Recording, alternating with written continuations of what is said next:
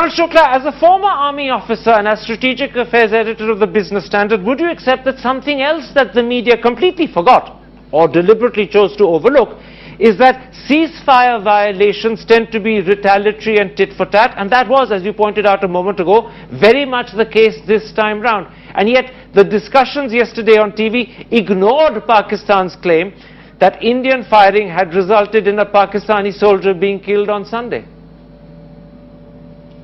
Absolutely, and it also, my great problem with the tone of the reporting is that the Indian army seems to have been portrayed as some kind of victim in this thing, which has been subjected to assault by a bigger, stronger, more powerful army.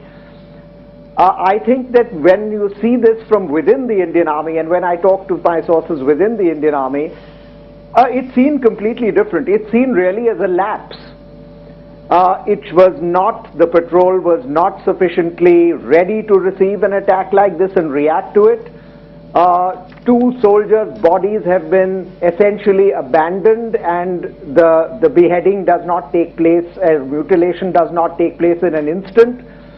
When you knew that this kind of climate was prevailing on the line of control, the patrol should have been a lot more alert. Now I know that there is an inquiry going on. The army is not one to spare mistakes within itself, especially tactical mistakes. Okay. So the army is essentially reacting to this story completely differently from the way that the news media, and especially the generals who are self-appointed spokespeople of the army, these retired generals, they are portraying the army as this victim, whereas the army is examining what flaws and what lapses took place. And one of them is that this patrol did not react in the manner that it should have.